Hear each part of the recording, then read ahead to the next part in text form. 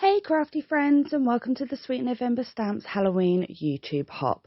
As always, you have the chance to win the entire release. Hop along to all the posts as you go along today. Okay, let's jump straight into it. You're going to want some supplies. I've stamped my images in Memento Black Tuxedo ink. I'm starting with an E04, which is the darker skin tone. It's sort of pinky, but this is my favourite skin tone that I like to use on images, especially smaller images.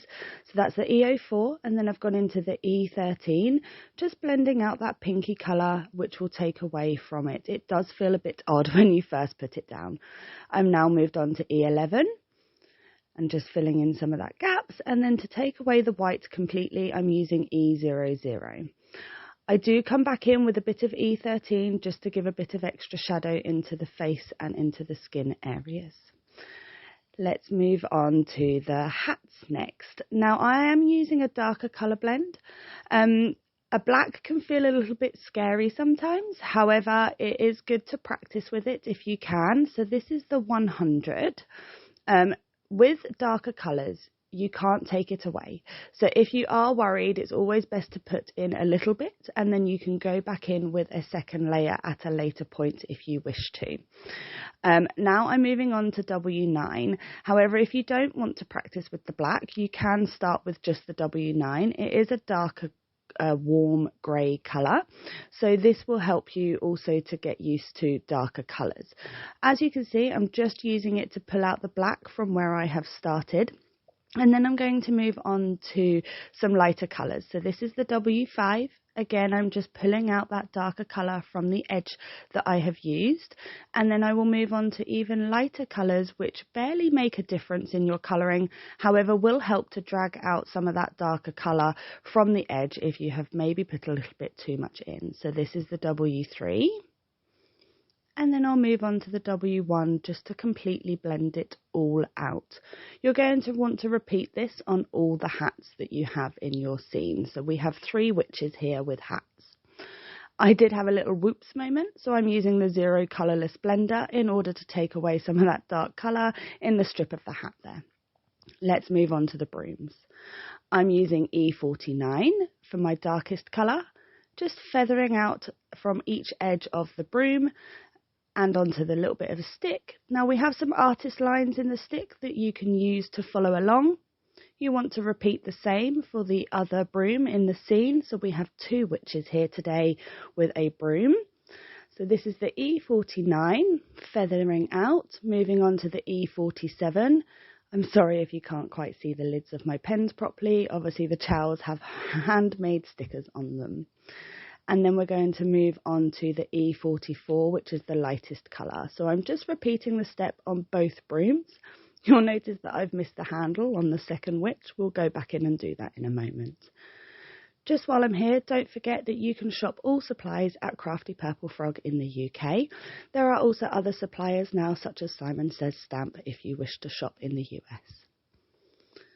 So I'm just finishing up the handle on this witch. Okay, let's move on to some hair and outfits. I'm starting with a red, so I'm starting with an R89, which is a darker red in my colouring blend. The reds are the ones that I will, how do I put this? I'm braver with my blends, so usually I pick out the typical blends, but with my reds I do tend to pick out some different pens in order to practice more. So that was R89. We're now moving on to R59, which is another darker red in my colour blend section. And then we'll be moving on to R27 and a little bit of R24. Again, you can't take away from the dark, so try and be a bit lighter handed with your dark if possible. And if you don't want to use 4 colour blends, you can skip out the R59.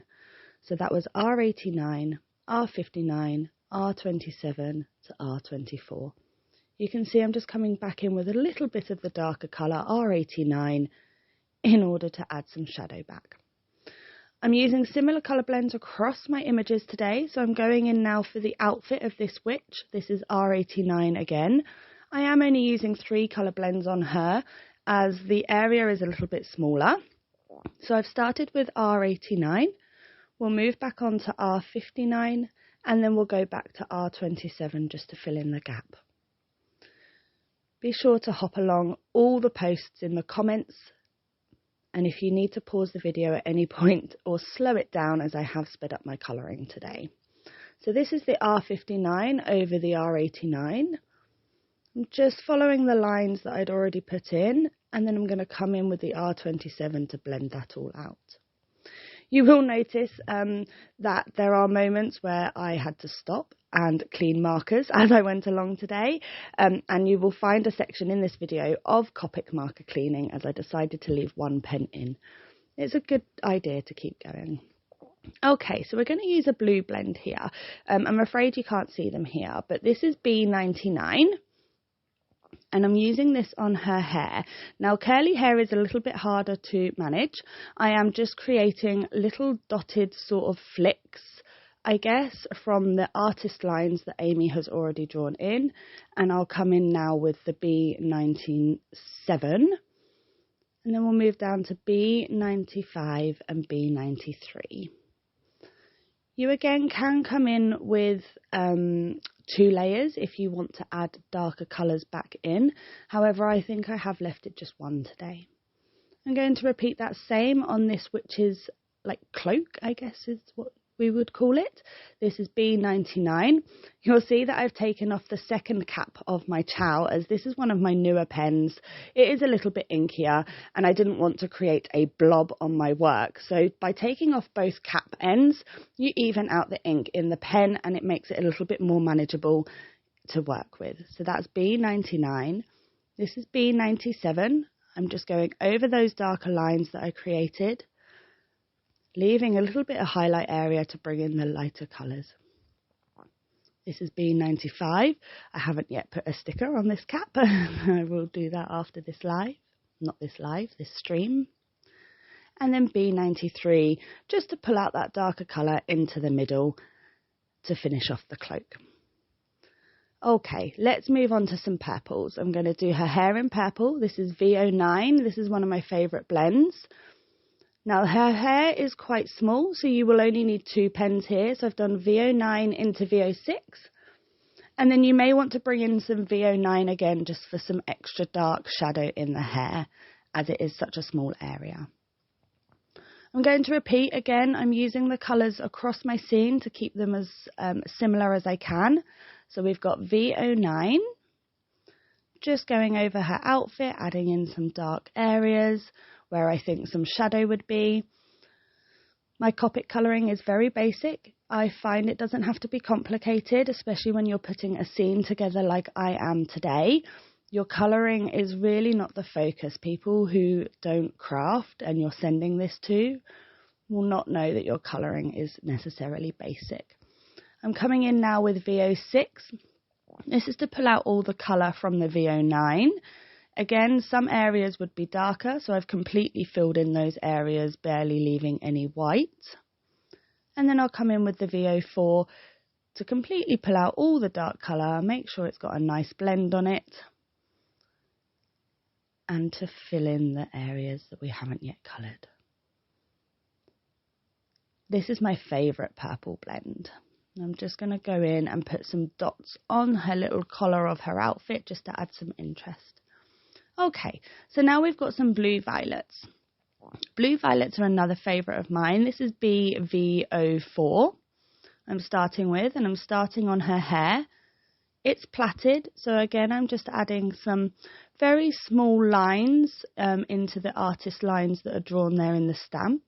This is BV02, and then we'll come in with BV00. I do come back in with the BV04 just to add some dark lines back into that area.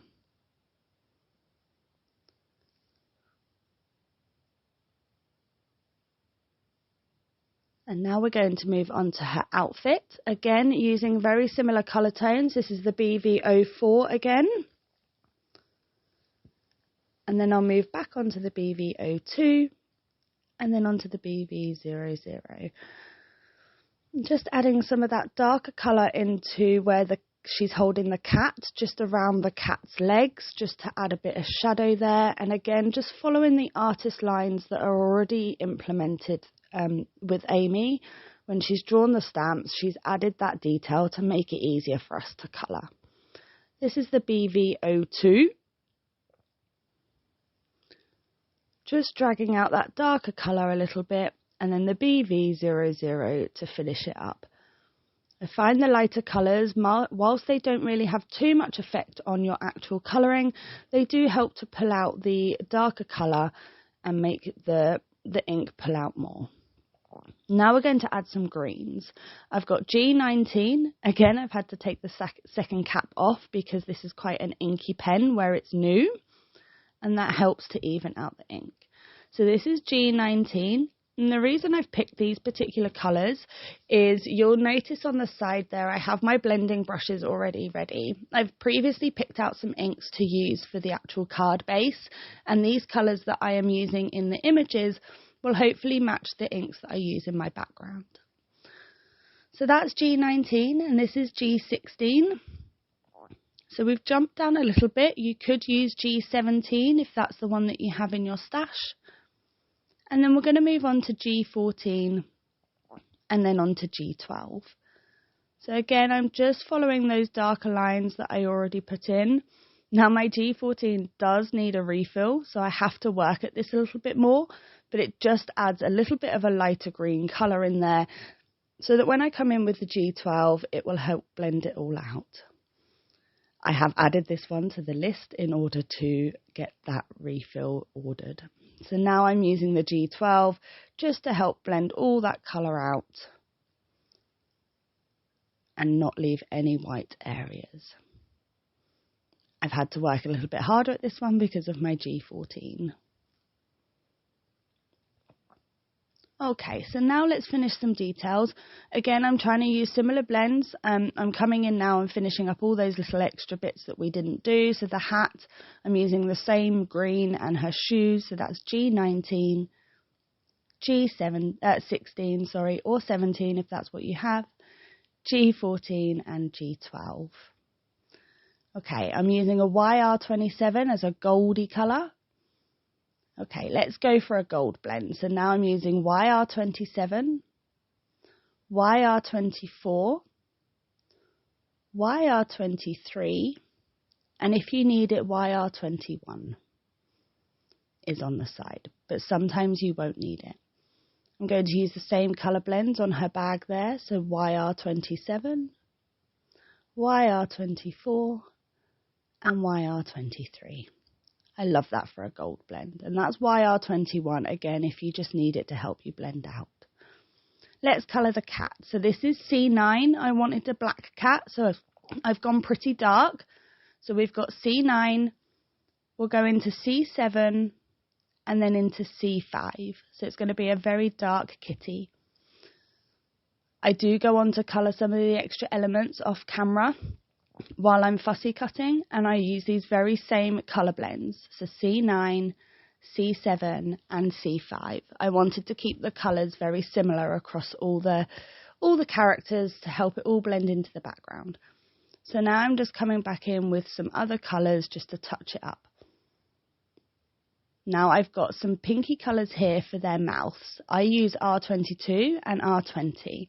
This is where I get distracted and I decide to show you how I clean my Copic markers. We've got some alcohol there in a dish, and I just use some tissue to wipe around the edge with the 99% 0.9 proof alcohol. You want to dip it in and put it into the lid and get rid of some of that, and then use a cotton bud to help you get rid of some of that gunky stuff that gets stuck inside the lid. You can see how gunky mine had got, and now it's a beautiful pen. Right, I'm going to come in back and finish up some of these extra areas that I haven't yet done. So I'm using the reds again, R89, R59, and R27. And I'll pull in some other colours. Again, we've got the shoes here. We've got the buckle to do. I'm just using the same blends I have used to touch it up. You can mix and match with the same blends that you had previously used. So I've got my reds, R89, R59 and R27. We'll go for the purples for the shoes here, VO9, VO6 and VO4. I always miss out very small areas when I'm doing things like this. So there are little bits in the feet.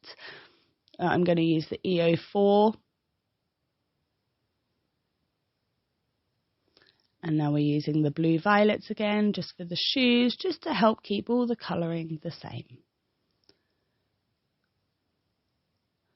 Now I've got Y13. I'm just using this to fill in some of the stars, just to take away the white from the scene. You're going to want some scissors to fussy cut. And here are my images. I've also added some extras, just the snakes and the little dancey things. Okay, so let's do some ink blending. Here we have Grape Crush, and this is a Catherine Pooler ink. I'm using Memento tape to keep my fingers away from the cardstock to try and prevent any unwanted fingerprints. I'm using Ranger ink wooden blending tools with domed foam applicators. These are my favourite for these types of inks. Here we have In the Park. This is a great blend. Now, if you've not used Catherine Pooler inks before, if you're struggling to find an ink blend, you can go onto the website and download a wheel that you can print and put together, and it has a little arrows in the middle that help you choose blends. So this is Tutti Frutti. It's a nice orangey reddy colour, I guess. Now, in order to blend your lines better, come back in with the different brushes and go over those blending lines.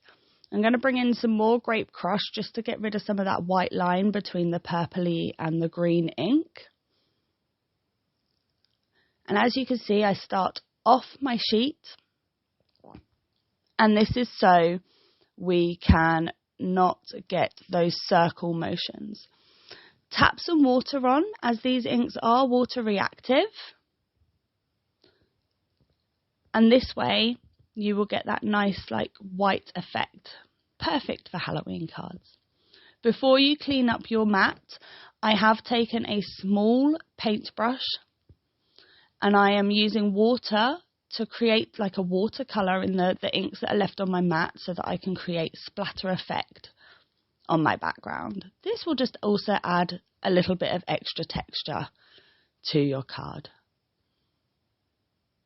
There's no need to put more ink down. You can see that where I've used my mat to blend off and onto my sheet, there is plenty of ink left there to create the splatter effect.